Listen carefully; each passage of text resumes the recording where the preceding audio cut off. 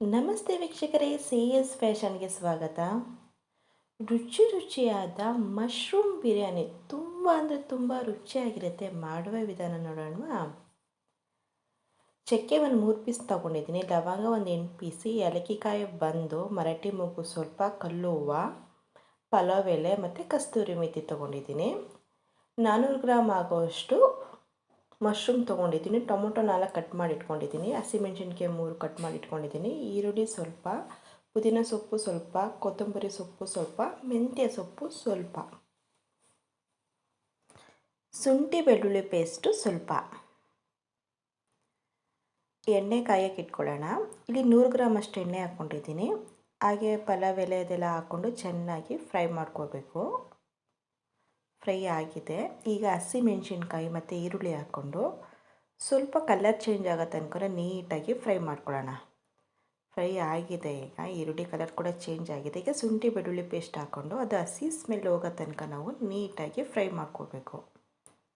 ಒಳ್ಳೆ ಘಮ ಬರುತ್ತೆ ಶುಂಠಿ ಬೆಳ್ಳುಳ್ಳಿ ಪೇಸ್ಟ್ ಹಾಕುವಾಗ. ಈಗ ಇದಕ್ಕೆ ನಾವು ಮಶ್ರೂಮ್ ಹಾಕ್ಕೊಳ್ಳೋಣ.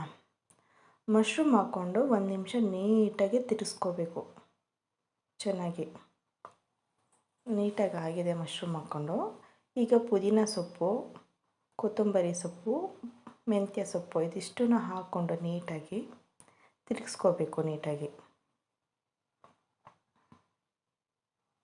ಚೆನ್ನಾಗಿ ತಿರುಗಿಸ್ಕೊಳ್ಳೋಣ. ನೋಡಿ, ಮಶ್ರೂಮ್ ಎಲ್ಲ ನೀರು ಬಿಟ್ಕೊಂಡಿದೆ. ಈಗ ಟೊಮೊಟೊ ಹಾಕ್ಕೊಂಡು ಟೊಮೊಟೊನೂ ಕೂಡ ನೀಟಾಗಿ ತಿರುಗಿಸ್ಕೋಬೇಕು. ಇದೆಲ್ಲ ನೀರು ಬಿಟ್ಕೊಂಡು ಬೇಯುತ್ತೆ ನೋಡಿ. ನೀಟಾಗಿ ತಿರುಗಿಸ್ಕೊಳ್ಳೋಣ. 1 ನಿಮಿಷ ಬೇಯಿಸ್ಕೊಳ್ಳೋಣ. ಬೆಂದಾದ ತಕ್ಷಣ ಹಸಿಮೆಣ್ಸಿನ್ಕಾಯಿ ಪೌಡರ್ 1 ಟೀ ಸ್ಪೂನು, ಧನಿಯಾ powder 1 tea spoon, garam masala 1 tea spoon, 1/4 ಸ್ಪೂನಷ್ಟು ಅಡುಗೆ ಅರಿಶಿನ ಹಾಕ್ಕೋತಾ ಇದ್ದೀನಿ. ಇದಿಷ್ಟನ್ನು ಹಾಕ್ಕೊಂಡು ನೀಟಾಗಿ ತಿರುಗಿಸ್ಕೊಳ್ಳೋಣ.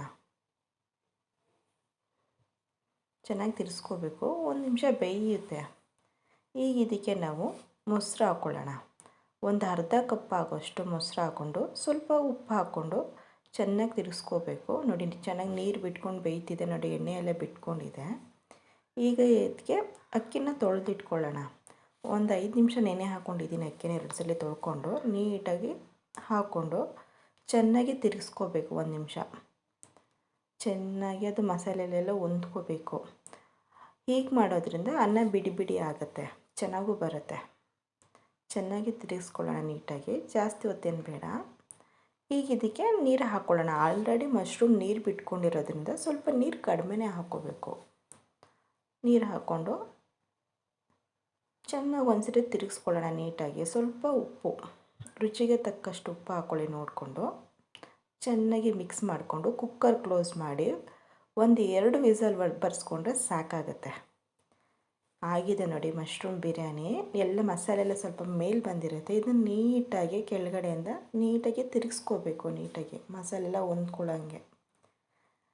ನೋಡಿ ಎಷ್ಟು ಬಿಡಿ ಬಿಡಿಯಾಗಿ ಬಂದಿದೆ ಅನ್ನ ಎಲ್ಲ. ತುಂಬಾ ಚೆನ್ನಾಗಿರುತ್ತೆ. ಒಳ್ಳೆ ಫ್ಲೇವರ್ ಕೂಡ ಇದೆ, ಅಷ್ಟೇ ರುಚಿಯಾಗಿ ಕೂಡ ಇರುತ್ತೆ. ರುಚಿಯಾದ ಮಶ್ರೂಮ್ ಬಿರಿಯಾನಿ. ಇದನ್ನು ನಾವು ರಾಯತ ಅಥವಾ ಮಶ್ರೂಮ್ ಬಜ್ಜಿ ಜೊತೆ ತಿಂದರೆ ತುಂಬ ಅಂದರೆ ತುಂಬ ರುಚಿಯಾಗಿರುತ್ತೆ. ಈ ರೆಸಿಪಿ ಇಷ್ಟ ಆದರೆ ನಮ್ಮ ಚಾನಲ್ಗೊಂದು ಲೈಕ್ ಕೊಡಿ, ಶೇರ್ ಕೂಡ ಮಾಡಿ, ಬೆಲ್ ಐಕಾನ್ ಕೂಡ ಪ್ರೆಸ್ ಮಾಡಿ, ನಮ್ಮ ಚಾನಲ್ನ ಸಬ್ಸ್ಕ್ರೈಬ್ ಕೂಡ ಆಗಿ. Thank you for watching.